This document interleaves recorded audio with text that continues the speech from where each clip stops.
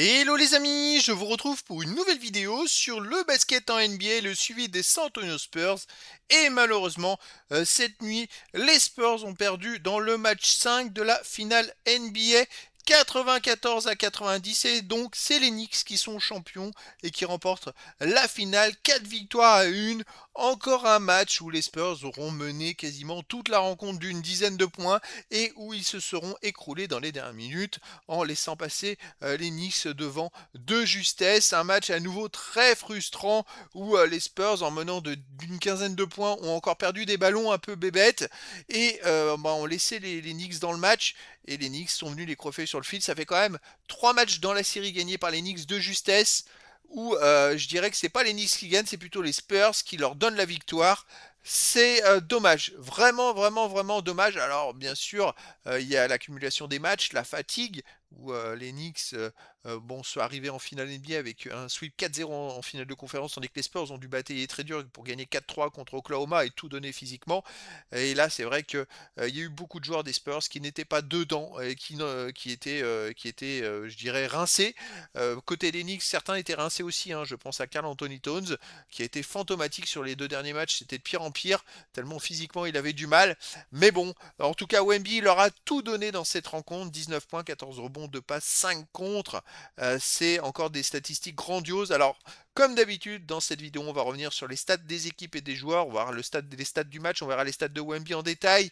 On verra ses stats dans l'histoire de la NBA en playoff, dans l'histoire des Spurs en playoff. Ça permettra vraiment un petit peu de situer. Il aura fait une saison quand même de playoff pour sa première saison de playoff assez exceptionnelle. C'est pas rien.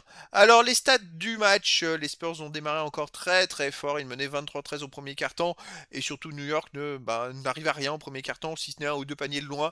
Très chanceux. Parce que ça partait avec des tirs un peu miraculeux, avec une belle défense, et ça finissait par rentrer. Et quand j'ai vu le début, je me suis dit, bah comme d'habitude, ça va prendre 20, 30 points, et puis après, on se demande comment les Knicks pouvaient revenir à chaque fois. C'est assez incroyable. Deuxième carton gagné par New York, 24-19, ce qui fait à la mi-temps plus 5 pour les Spurs, qui ont repris ensuite 12 à 15 points d'avance. Troisième carton gagné 30 à 28, plus 2, ça fait plus 7. Et dans le dernier carton, oui, ils avaient 10 à 12 points d'avance, et à 6 minutes de la fin, ils ont, je crois, encaissé un 10 ou 12-0. Et le dernier carton est gagné 29-18 par les Knicks. Preuve en est de la fatigue des Spurs, c'est qu'ils ont marqué que 90 points. C'était, vraiment, alors je sais que ça défendait très dur, mais voilà, je pense qu'il a manqué de turnover. Moi voilà, j'ai vu que certains joueurs ne jouaient pas comme Harrison Barnes, c'est dommage, il aurait fait du bien, puisque les autres qui étaient sur le terrain ont été assez fantomatiques et catastrophiques.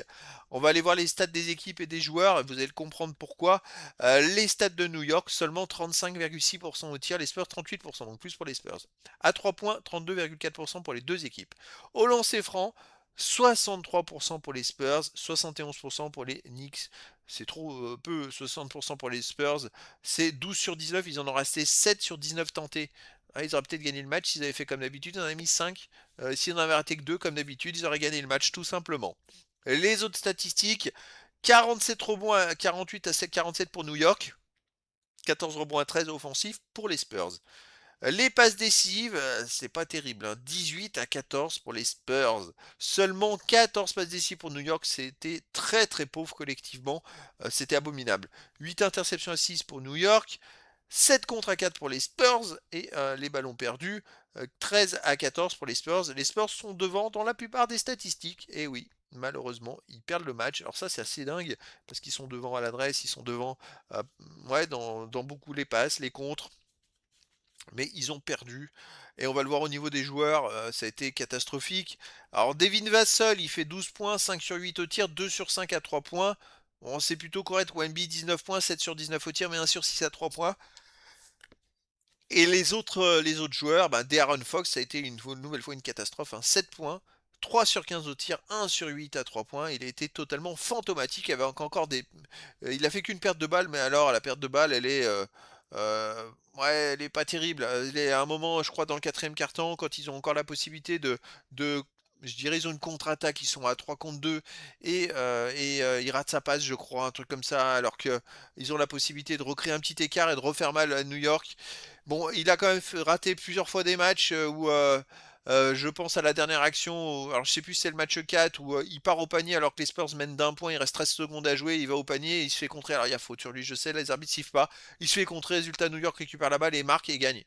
Voilà, il y a eu aussi, alors je sais plus c'est dans quel match, les Spurs sont au duel pour gagner et il fait faute au milieu du terrain, ok, sauf que le joueur de New York a fait un retour en zone une demi-seconde après. Il n'aurait pas fait la faute, il y avait ballon perdu pour les New York et ballon récupéré par les Spurs et il gagnait le match. Alors, je crois que c'est le même match que le dernier match. Beaucoup d'erreurs de Darren Fox, malheureusement. Les autres stats, Stephen Castle a été totalement fantomatique, lui qui a été deuxième meilleur marqueur dans les playoffs. Là, 6 points seulement. 1 sur 10 au tir, 0 sur 3 à 3 points. Une catastrophe. Julien Champagny, 14 points, 4 sur 8 à 3 points. Bon, il a fait son boulot. En sortie de banc, encore exceptionnel. Dylan Harper, 25 points avec 10 sur 19 au tir. Qu'est-ce qu'il a été bon. Et Keldon Johnson, 7 points, 2 sur 3 à 3 points. Voilà, je regrette juste. Carter Bryant a joué que 6 minutes. Luke Cornet, 10 minutes. Mais bon, ça, bon, c'était moyen. Et je regrette juste l'absence éventuellement de jeu d'Harrison Barnes, qui avec son expérience, le fait qu'il ait déjà eu des titres avec Golden State, son adresse à 3 points, son physique pouvait quand même apporter quelque chose dans un match aussi fermé où justement les joueurs n'arrivaient pas à hausser leur niveau de jeu parce que c'était une finale. Côté de New York, le match fantastique de Jalen Brunson, élu MVP des finales, hein. 45 points, 14 sur 27 au tir, voilà, il a été fantastique, surtout il a marqué à chaque fois dans des tirs compliqués, difficiles et ça rentrait. Voilà, sinon, 13 points, 11 rebonds pour Josh Hart, 4 sur 11 au tir, 3 sur 6 à 3 points. Michael Bridge, 14 points, 3 sur 7 à 3 points. Anunoby, pas été très bon, 11 points, 8 rebonds, mais 3 sur 11 au tir, 1 sur 5 à 3 points. Karl Anthony Towns, totalement fantomatique, seulement 2 points. Il a fait 6 fautes, il a joué 23 minutes, 1 sur 7 au tir. Et encore le tir, il a été hyper compliqué à marquer. Il tire à mi-distance avec des défenseurs sur lui. Mais voilà, il était épuisé. De toute façon, ça se voyait à chaque fois qu'il était remplacé. Il était au bout du rouleau. Ça fait déjà 2 matchs de suite. Et c'est ça qui est fou. Comment les Spurs n'ont pas réussi à gagner alors que Carl Anthony Towns était épuisé, qu'il suffisait de mettre la balle à Wemby dans la raquette.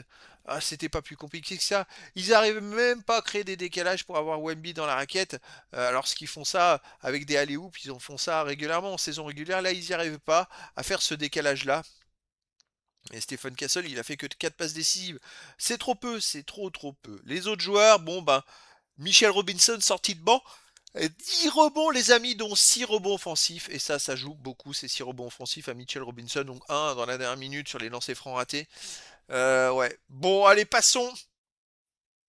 C'est comme ça, c'est les Knicks qui ont été plus forts. Et il y avait trop de joueurs chez les Spurs qui étaient en dedans et qui ne faisaient pas le boulot. Allez, on va voir les stats de Wemby. Il a joué 38 minutes, 19 points, 7 sur 19 au tir, 1 sur 6 à 3 points, 4 sur 5 au lancer franc. 6 rebonds offensifs, 8 défensifs, 14 rebonds au total, 2 passes décisives, pas d'interception, 5 contre, encore 5 contre. Il fait 3 contre dans les 2 ou 3 premières minutes. Je crois qu'il n'y a pas un panier dans la raquette de la part des Knicks dans les 10 premières minutes. C'est exceptionnel. Mais bon, il est un peu seul hein, sur certaines actions. Il fait aussi 2 ballons perdus, 3 fautes et moins 3 quand il est sur le terrain. Ouais, c'est pas coutumé du fait, mais voilà.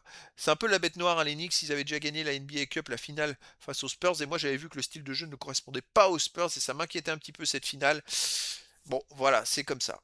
Les stats de Wemby dans l'histoire de la NBA, bon là on a une saison complète, hein, 22 matchs en plus de playoffs, il met 524 points, je crois que c'est 80e ou 70e performance meilleur marqueur sur une saison de playoffs, c'est pas mal. Sinon il est deuxième de l'histoire à 22 ans au nombre de contres avec 78 contres, il est loin, il a 45 contres de Sergi Ibaka, mais Sergi Ibaka il avait 2 ou 3 saisons dans les jambes, et sinon avec ses 78 contres il réalise la troisième meilleure performance de l'histoire de la NBA sur une saison. Le deuxième était à 79 et le premier c'est Olajuwon avec 92. Je crois que le deuxième c'est Tim Duncan avec 79. Ça aurait été un petit challenge d'aller dépasser Tim Duncan. Un match de plus, il pouvait le dépasser. Après le 92, c'était un peu loin pour aller chercher Olajuwon, mais voilà, il est quand même deuxième hein, de l'histoire avec cette performance incroyable et même si ça s'arrête là à 23 ans il est sixième donc c'est toujours pas mal. Dans les 3 points tentés 3 points marqués c'est pareil hein, il a fait une bonne saison, maintenant il est 24e aux 3 points marqués de l'histoire à 22 ans, 25e aux 3 points tentés, 17e au lancer franc marqué, 21e au lancer franc tenté, 28e au rebond offensif, 18e au rebond défensif, total rebond 20e, il est dans les 50 dans quasiment toutes les statistiques sauf les games, il est 63e, les passes décisives 62e. Les fautes, il est 74e, sinon il est dans les 50 premiers de toutes les stats. Après, dans les autres stats, il est même 47e aux interceptions et dans les 30 premiers de tout le reste. C'est quand même assez hallucinant. Ouais, ça fait plaisir quand même, hein. Et puis voilà, à 23 ans, il est déjà aussi, il est 52e marqueur, 46e au total rebond, 6e contreur. Donc bon, je pense qu'il a de l'avance pour la suite. Et s'il refait une saison pleine la saison prochaine en playoff, je pense que là, il peut aller des top 10, il peut aller en chercher plusieurs, ça peut être sympa. Allez, dans l'histoire des San Antonio Spurs, les amis, alors il y a la concurrence avec Tony Parker qui était déjà champion à 19 ans et à cet âge-là, à 22 ans, il avait déjà joué au moins 3 ans de playoff et il y avait 2 titres. Donc forcément, la comparaison, elle va être dure à aller chercher, mais il est quand même meilleur contreur puisqu'il a dépassé Tim Duncan, il en a 10 de plus à 22 ans. Tim Duncan, a priori, dans sa année de 23 ans, il n'a pas été en playoff, donc il n'a pas progressé. Et puis Tim Duncan à 23 ans, il en a à 24 ans, il en a 103. Donc il lui faut 25 contre sur les 2 prochaines saisons pour garder la tête et devant Tim Duncan. Mais bon, il va vouloir mieux. Il est quand même troisième aux 3 points marqués, aux 3 points tentés, au lancer franc marqué, au lancer franc tenté, au rebond offensif, au rebond défensif, au total rebond. Et quatrième meilleur marqueur. J'ai pas noté les écarts avec les autres joueurs parce qu'on ira voir les écarts après. Je pense que là, comme c'était sa première saison, c'était pas encore nécessaire parce qu'il pouvait pas briguer des premières places. Je vous mettrai peut-être plus les écarts la saison prochaine avec les premiers pour voir ce qui est possible de faire et s'il peut aller chercher quelque chose. Mais par exemple, à 23 ans, il est déjà toujours troisième rebondeur, toujours meilleur contreur. C'est quand même pas mal, toujours troisième aux 3 points marqués, aux 3 points tentés, au lancer franc marqué, au lancer franc tenté, les quatrièmes. Il est toujours dans les 5 premiers dans beaucoup de stats, cinquième au point. Donc on peut espérer qu'il aille chercher une place dans les 3 dans quasiment tout, et pourquoi pas d'autres premières places, je ne sais pas si c'est possible. En tout cas, je vous dirai tout pour la saison prochaine. Et donc voilà, ça se termine, les amis, avec des performances hors normes, hein, encore de Wemby qui a été assez extraordinaire. Je dirais qu'il est, il a amené les Spurs à un niveau que personne n'attendait cette saison. Vice-champion NBA, c'est quand même hallucinant. Je pensais pas qu'il serait aussi bon.